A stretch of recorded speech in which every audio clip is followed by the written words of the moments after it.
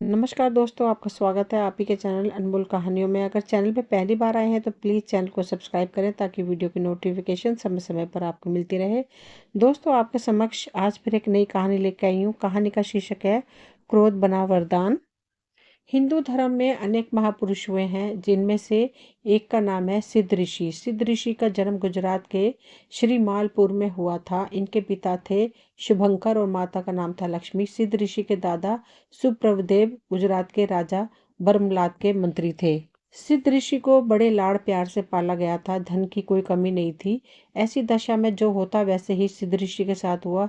वह कुसंगति में फंस गया और जुआ खेलने की बुरी आदत उसे पड़ गई।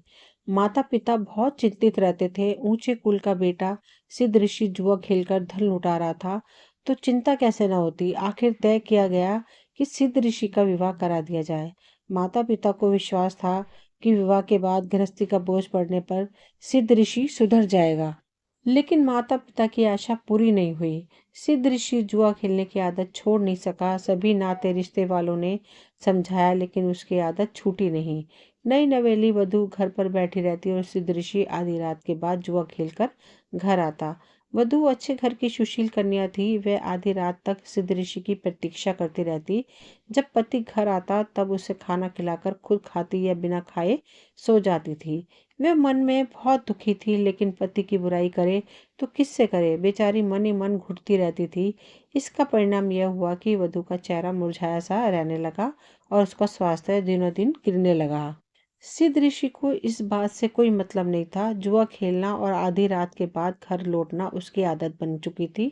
एक दिन सिद्ध ऋषि की माँ ने जब बहू को देखा तो सहम सी गई।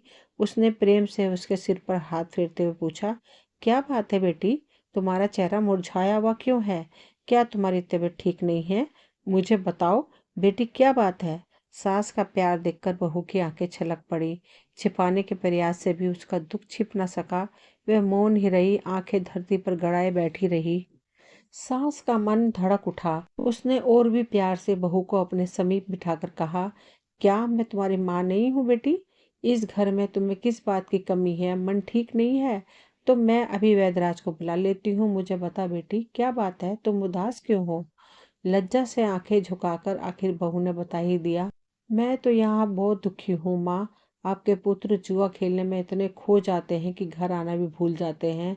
प्राय रात को तीसरे चौथे पहर में घर लौटते हैं। तब तक मुझे रोज ही उनकी प्रतीक्षा में जागना पड़ता है। इस कारण नींद पूरी नहीं होती। शायद इसलिए स्वास्थ्य शिथिल है और कोई बात नहीं है। बहू के मुंह से ये सब सुनकर सास का कलेजा फट गया। बहू के सिर पर हाथ फेरकर सास बोली, बेटी तेरे कष्ट का कारण मैं ही हूँ। मैंने ही अपने निकम्मे बेटे के साथ तुझे बांध कर तेरा जीवन कष्ट में डाल दिया। तू इतने दिन तक सहती रही और मुझे बताया तक नहीं। बेटी, तू सच ही ऊंचे कुल की कन्या है। पति के इस बुरे व्यवहार को सहकर इतने दिन चुपचाप बिता दिए। ये कहते कहते सास का गला रुंध गया। आखिर सास ने मन ही मन एक निश्चय कर लिया। उसने बहू से कहा, बेटी अब मैं ही उसे रास्ते पर लाऊंगी। आज रात को तुम उसकी प्रतीक्षा मत करना। जब वह आधी रात के बाद घर आएगा दरवाजा मैं खोलूंगी, तुम नहीं आओगी। ये मेरी आज्ञा है। सास की आज्ञा मानकर बहू सो गई। सिद्ध ऋषि की माँ लक्ष्मी उसकी प्रतीक्षा में दरवाजे पर आकर बैठ गई। रात बीतने लगी और माँ जागती रही। रात का तीसरा पहर बीता तो सिद्ध ऋषि के आने की आहार सुनाई दी। रोज की तरह चोर की तरह आकर सिद्ध ऋषि ने धीरे से दरवाजा खटखटाया। माँ तो तैयार बैठी थी। बेहद क्रोध में भरकर माँ ने धुतकार भरे स्वर में कहा, रात के चौथे पैर में इधर उधर भटकने वाला कौन है?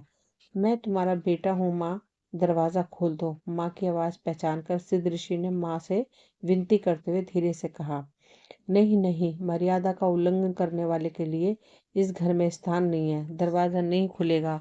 क्रोध में गरजते हुए सिद्ध ऋषि की माँ ने साफ साफ कह दिया, माँ मुझे ठंड लग रही है, गुस्सा क्यों करती हो? साफ साफ सुन लो सिद्ध ऋषि, ये दरवाजा तुम्हारे लिए नहीं खुलेगा। जहाँ तुम्हें द्वार खुला मिले वहीं चले जाओ। यह घर इज्जत वालों का है, तुम्हारे लिए यह द्वार बंद है। माँ का स्वर तेज था और उसमें दृढ़ता साफ झलक रही थी। सिद्ध ऋषि थोड़ी देर रुका। दरवाजा नहीं खुला। सिद्ध ऋषि को उल्टे पैरों लौटना पड़ा। वह चलता ही गया। सामने एक धर्म स्थान का द्वार खुला मिला। माँ के शब्द उसके कानों में गूंज उठे, जो दरवाजा खुला मिले वहीं चले जाओ। सिद्ध ऋषि ने एक क्षण रुककर सोचा और फिर खुले द्वार से धर्म स्थान में प्रवेश किया। धर्म स्थान में पहुंचकर सिद्ध ऋषि ने देखा कि मुनिगण विविध ध्यान मुद्राओं में बैठे हैं। कितने ही मुनिगण एकाग्रचित्त होकर स्वाध्याय में लीन दिखाई दिए। उन सभी के चेहरों पर अलौकिक तेज था। मुनियों की सौम्य, शांत एवं प्रभावपूर्ण मुख मुद्रा देखकर सिद्ध ऋषि का मन प्रकाश से भर गया। सिद्ध ऋषि सोचने लगा, हे मुनिगण, कितने महान है, इनके मुखमंडल पर कितना तेज है और मैं कितना अधर्मी हूँ। व्यसनों ने मेरा जीवन खोखला कर दिया है। जन्म देने वाली माँ ने आज मुझे धुतकार दिया है। मेरा तो जीवन ही व्यर्थ है। धर्म स्थान के वातावरण से सिद्ध ऋषि इतना प्रभावित हुआ कि वह स्वयं को धिक्कारने लगा। सिद्ध ऋषि ने मन ही मन माँ को प्रणाम करते हुए सोचा, माँ ने आज क्रोध करके मुझ पर सचमुच महान उपकार किया है। अगर माँ मुझ पर आज क्रोध न करती तो इन महामुनियों के दर्शन करने का सौभाग्य मुझे कैसे मिलता। सच ही तो है, जैसे गर्म दूध पीने से शरीर का पित्त नष्ट हो जाता है, वैसे ही माँ के क्रोध से मेरे मन का मैल नष्ट हुआ। आज माँ का क्रोध मेरे लिए वरदान बन गया है। सिद्ध ऋषि ने आश्चर्य देव को श्रद्धा पूर्वक प्रणाम किया। सिद्ध ऋषि को देखकर आश्चर्य श्री ने शांत भाव से पूछा, तुम कौन हो वत्स? सिद्ध ऋषि ने अपना परिचय देते हुए विनय पूर्वक बताया, आचार्यवर, मेरा अतीत बहुत अंधकारपूर्ण और पाप कर्मों से भरा हुआ है। मैं अब आपकी शरण में आ गया हूँ। कृपा करके मुझे ज्ञान का अमृत दीजिए। धर्म स्थान के आचार्य ने सिद्ध ऋषि को गौर से देखा। उसके शारीरिक लक्षणों को देखकर सामुद्रिक शास्त्र के बल पर आचार्य ने जान लिया कि यह युवक एक दिन जैन धर्म और दर्शनों का महान ज्ञाता बनेगा। सिद्ध ऋषि का चौड़ा ललाट देखकर आचार्य का मन हर्ष से भर उठा। सिद्ध ऋषि को शांत भाव से प्रबोधित करते हुए आचार्य प्रवर ने कहा, वत्स, जैसे तलवार की धार पर चलना बेहद कठिन है, वैसे ही मुनि धर्म की मर्यादाओं का पालन करना भी बहुत कठिन है। आपके चरणों में रहकर मैं सभी कठिनाइयों पर विजय प्राप्त कर लूंगा। मुनिवर, मुझे शरण में ले लीजिए। सिद्ध ऋषि ने विनय भरी दृढ़ वाणी में आचार्य श्री को उत्तर दिया, वत्स, केवल कहने से काम नहीं चलता। मुनि को आजीवन ब्रह्मचर्य व्रत का पालन करना पड़ता है। अपने भीतर के अभिमान रूपी सर्प को मारकर भिक्षावृत्ति पर जीवन बिताना पड़ता है। एक नहीं, अनेक प्रकार के तपों की साधना करनी पड़ती है। भला तुम जैसा स्वेच्छाचारी व्यक्ति किस प्रकार ऐसी साधना कर पाएगा। वत्स, मुनि बनना सरल काम नहीं, तुम घर लौट जाओ। आचार्य प्रवर ने सिद्ध ऋषि को समझाते हुए उसकी परीक्षा लेनी चाहिए। सिद्ध ऋषि पर जैसे जादू हो गया था। आचार्य के चरणों में गिरकर उसने पुनः विनय के स्वर में कहा, व्यसनों से भरा हुआ मेरा जीवन शांतिपूर्ण नहीं है मुनिवर। मैं मन में दृढ़ निश्चय कर चुका हूँ कि मुझे श्रवण धर्म स्वीकार करना ही है। आचार्य वर, मैं श्रवण अवश्य बनूंगा, मुझे दीक्षा दीजिए। आचार्य परवर सिद्ध ऋषि के दृढ़ निश्चय को देखकर गदगद हो उठे। उन्हें लग रहा था कि काली रात का अंधेरा हट रहा है और ज्ञान का सूरज सिद्ध ऋषि के जीवन में प्रभाव कर रहा है। अंतिम परीक्षा लेते हुए आचार्य ने सिद्ध ऋषि को कहा, वत्स, श्रमण धर्म की दीक्षा लेने के लिए तुम्हें माता और पिता के साथ ही अपनी पत्नी की भी अनुमति लेनी होगी, तभी तुम श्रमण बन सकोगे। पूर्व दिशा में सूर्य निकला, प्रभात हो गया। जब सिद्ध ऋषि घर नहीं आया तो उसके पिता शुभंकर उसकी खोज करते करते धर्म स्थान पर पहुंच गए।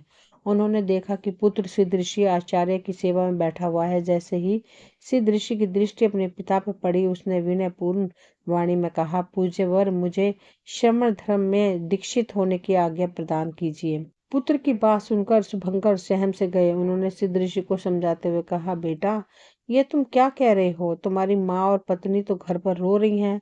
माँ ने जो क्रोध किया था उसे भूल जा। उठ बेटा, घर चलकर अपनी माँ और पत्नी को धीरज दे। नहीं पूज्यवर, माँ का क्रोध ही तो मेरे लिए वरदान बन गया है। मैं अब बुराइयों से परे संसार में प्रवेश नहीं कर पाऊंगा। सिद्ध ऋषि ने शांत भाव से पिता को उत्तर दिया, बेटे, जोश और रोष में किया गया निर्णय सही नहीं होता है। माँ ने रोष में कहा और तुम जोश में चले आए हो, यह निर्णय कैसे सही हो सकता है? पिता ने फिर सिद्ध ऋषि को समझाया। सिद्ध ऋषि अपने निश्चय पर अटल अडिग रहे। पिता ने जब पुत्र का दृढ़ संकल्प देखा तो श्रवण करने की आज्ञा दे दी। सिद्ध ऋषि घर आए, द्वार पर खड़े होकर माँ और पत्नी की भी अनुमति ली, लौटकर धर्म स्थान में आए और आचार्य गर्ग ऋषि के पास श्रवण धर्म की शिक्षा ले ली। सिद्ध ऋषि के लिए माँ का क्रोध वरदान बन गया था। दोस्तों ये कहानी यहीं तक थी। मुझे उम्मीद है आपको पसंद आई होगी। अगर पसंद आई हो तो प्लीज़ लाइक शेयर सब्सक्राइब करें ताकि वीडियो की नोटिफिकेशन समय समय पर आपको मिलती रहे। मिलती हूँ अगली वीडियो में, तब तक के लिए थैंक यू।